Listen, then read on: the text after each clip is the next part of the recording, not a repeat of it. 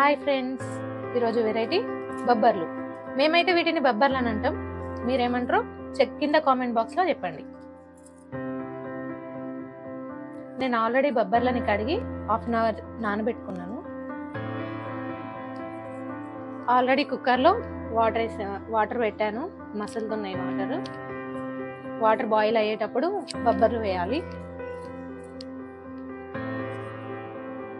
Water ఇట్లా boil అయ్యేటప్పుడు కొంచెం సాల్ట్ వేసుకోవాలి.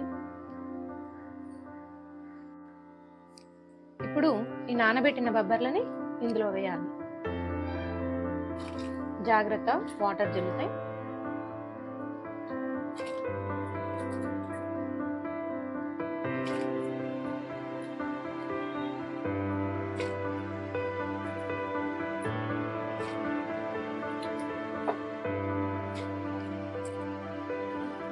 బబ్బర్లలో అప్పుడప్పుడు రాళ్ళు వస్తూ ఉంటాయి. మేము గాలిస్తాం అన్నట్టు రాళ్ళన్నీ తీసేయడానికి. ఇవన్నీ ఇందులో వేసి కుక్కర్ మూత పెట్టుకోవాలి. ఇప్పుడు ఒక 3 విజిల్స్ రావాలి. కుక్కర్ మూత ఎప్పుడు విజిల్ సడన్గా పెట్టొద్దు. ఇది ఆవిరి వచ్చేటప్పుడు ఎలా పెట్టాలనేది నేను చూపిస్తాను. కుక్కర్ విజిల్ ఎప్పుడైనా మూత పెట్టిన వెంటనే పెట్టొద్దు. ఇదిగో ఇక్కడ ఆవిరి వస్తుంది, మీకు ఏర్పడుతుందో లేదో. ఇట్లా ఆవిరి మన చేయికి తాకినప్పుడు ఇట్లా ప్లేస్ చేయాలి. ఓకే, ఇవి మనకిప్పుడు 3 విజిల్స్ రావాలి. ఆ విజిల్స్ వచ్చేలోపు మనము కావాల్సిన ఐటమ్స్ అన్నీ రెడీ చేసుకుందాం. నేను ఆల్రెడీ రెడీ చేసేసాను, ఇంకొన్ని తీసుకునే ఉన్నాయి, చేద్దాం. ఇప్పుడు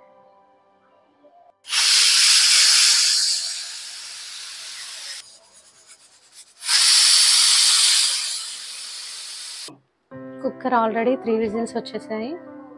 ఉడికిందా లేదా ఇదో ఇలా చెక్ చేసుకోవాలి. ఎలా అంటే తెలిసిపోద్ది. కొంచెం గట్టి ఉండాలి, మరీ మెత్తగా ఉడకొద్దు, మరీ గట్టి ఉండొద్దు. స్టవ్ ఆన్ చేసి ప్యాన్ పెట్టేశాను. ప్యాన్ వేడైంది. ఇప్పుడు మనం ఆయిల్ వేసుకోవాలి. 2 to 3 స్పూన్స్ ఆఫ్ ఆయిల్ పడుతుంది దీనికి.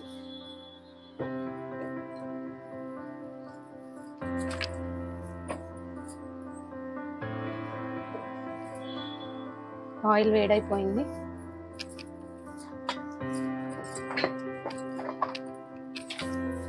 లైట్గా డ్రై మసాలా యాడ్ చేసుకోవడం వల్ల కర్రీ కొంచెం టేస్టీగా ఉంటుంది.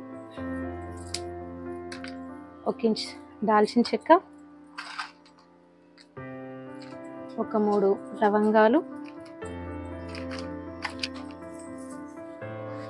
లిటిల్ పించ్ ఆఫ్ సాజీరా సరిపోద్ది. ఇంతకంటే హెవీగా అవసరం లేదు.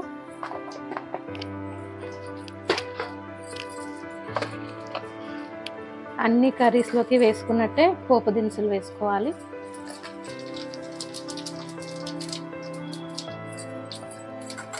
ఇప్పుడు ఆనియన్,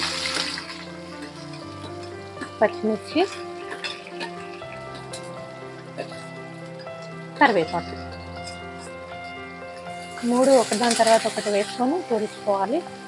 ఆనియన్ కొంచెం బ్రౌనిష్ వచ్చే వరకు గోలియాలి.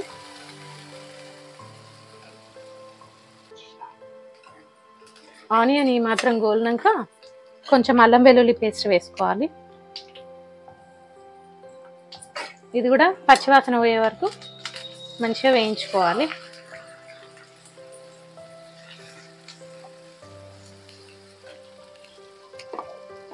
ఇందులోనే కొంచెం పసుపు,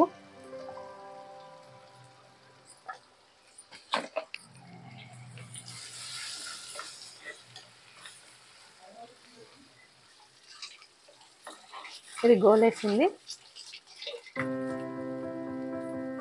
అల్లం వెల్లుల్లి పేస్ట్ మంచిగా వేయించుకున్న తర్వాత నేను ఆల్రెడీ 4 టమాటోస్ ప్యూరీ చేసుకున్నాను.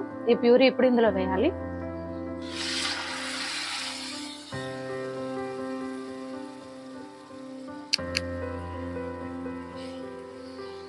ఈ ప్యూరీ కూడా టమాటా పచ్చివాసన పోయే వరకు మంచిగా వేయించుకోవాలి. మనకి ఆయిల్ పైకి తేలుద్ది, అప్పుడు అది వేగినట్టు మనకు తెలిసిపోద్ది. మంచి కలుపుకోవాలి.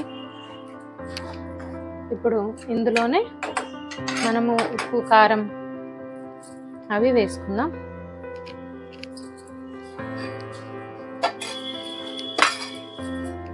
ఇలా ఉడుకుతున్నప్పుడే వేసుకుంటే ఈ స్పైసెస్ తోటి మంచిగా ఉడుకుద్ది.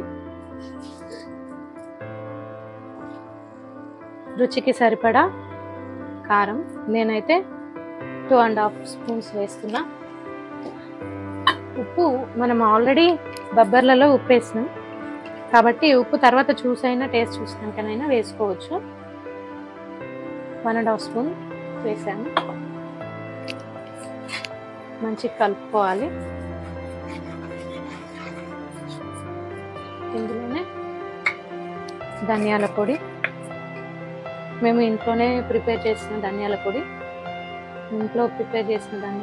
వేస్తున్నా. 2 స్పూన్స్ ఆఫ్ వేసిన. బాగా కలుపుకొని మూత పెట్టుకోవాలి. ఇది మనకి ఆయిల్ పైకి తేలేంత వరకు కొంచెం సిమ్లో పెట్టుకొని ఉడికితే మంచిగా ఉడుకుద్ది, పచ్చి వాసన లేకుండా. మంచిగా కలుపుకొని మూత పెట్టేసుకుందాం.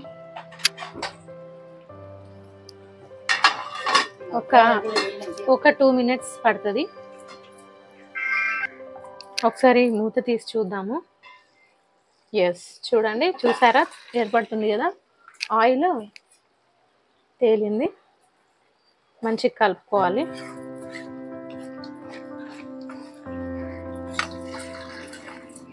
ఇప్పుడు ఇందులో మనం బొబ్బర్లు వేద్దాము.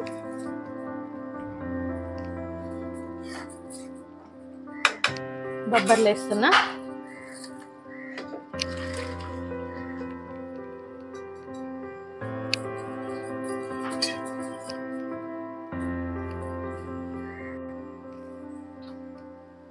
మంచిగా కలుపుకుందాము.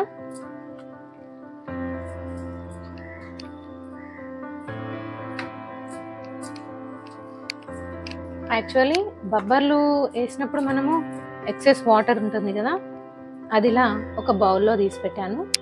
అది కూడా కొంచెం వేద్దాం. ఈ వాటర్ అస్సలు పడేయొద్దు. ఈ వాటర్ తోటి మనకు చాలా యూజెస్ ఉన్నాయి.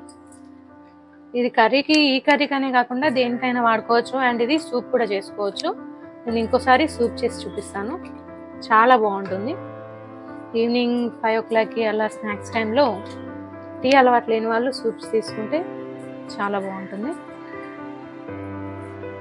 ఇట్లా కలుపుకొని మళ్ళీ మూత పెట్టుకుందాం. స్టవ్ పెద్దగా చేస్తున్నా, ఇందాక స్టవ్ చిన్నగా చేశాను, చిల్లుతుందని. చాలా ఈజీ ప్రాసెస్. అండ్ మీరు అడగొచ్చు, టమాటా పీసెస్ కాకుండా ఎందుకు ప్యూరీ చేశారు అని. అండ్ ఇది బొబ్బర్లు కదా, టమాటో ప్యూరీ వేయడానికి, పీసెస్ వేయడానికి చాలా తేడా ఉంటుంది కర్రీ. ప్యూరీ వేయడం వల్ల మనకి గ్రేవీ లాగా వస్తుంది. చూపిస్తాను మీకు లాస్ట్లో. ఒకసారి అలా కూడా రా టమాటా వేసి కూడా నేను చేసి చూపిస్తాను. దానికి దీనికి డిఫరెన్స్ చాలా ఉంటుంది. ఇప్పుడు ఇట్లా చేయడం వల్ల ప్యూరీ మంచిగా వస్తుంది కర్రీకి. మనకు రైస్లో ఓన్లీ ఇవే ఉంటాయి కాబట్టి ప్యూరీ ఉంటే బాగుంటుంది. చపాతీకైనా రైస్కైనా గ్రేవీ ఉండడం వల్ల బాగుంటుంది, టేస్టీగా ఉంటుంది. మనకి పెట్టుకోవడానికి కూడా ఈజీగా ఉంటుంది. వేసాను, కలిపాను, మూత పెట్టేశాను. ఇంకొక 2-3 మినిట్స్ చూద్దాము. మనకు తెలిసిపోతుంది. ఇది ఎసరు మొత్తం మంచిగా గ్రేవీ లాగా ఫామ్ అయ్యేదాకా ఉంచుకోవాలి. మినిమం 5 మినిట్స్ అయినా పడుతుంది.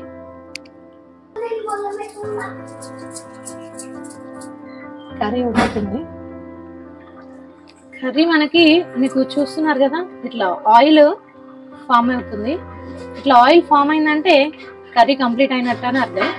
కాకపోతే చెప్పాను కదా, గ్రేవీ థిక్నెస్ కోసం అని, అందుకే కాసేపు ఉంచుతున్నాను. చూడండి, మనకి ఇట్లా థిక్గా ఉంటుంది గ్రేవీ.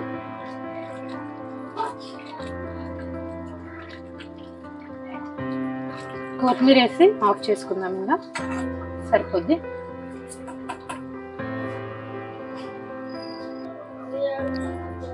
కర్రీ థిక్నెస్ వచ్చేసింది. ఇందులో మనం కొత్తిమీర వేయాలి. ఒకసారి టేస్ట్ చూద్దాము, కర్రీ టేస్ట్ ఎట్లా ఉందో చూసి కొత్తిమీర వేసుకొని ఆఫ్ చేసుకోవడమే. జస్ట్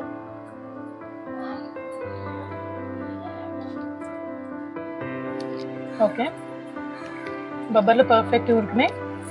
ఉప్పు కారం కూడా పర్ఫెక్ట్గా సరిపోయింది. కొత్తిమీర వేస్తున్నా. కొత్తిమీర వేసి కలపకూడదు, ఇట్లనే పెట్టేసి ఆఫ్ చేసి మూత పెట్టడం వల్ల ఆ ఫ్లేవర్ చాలా బాగా వస్తుంది. స్టవ్ ఆఫ్ చేసి మూత పెట్టేశాను. ఇప్పుడు సర్వింగ్ చేద్దాము ఒక 5 minutes ఆగి. Now tasting time. Already rice పెట్టాను.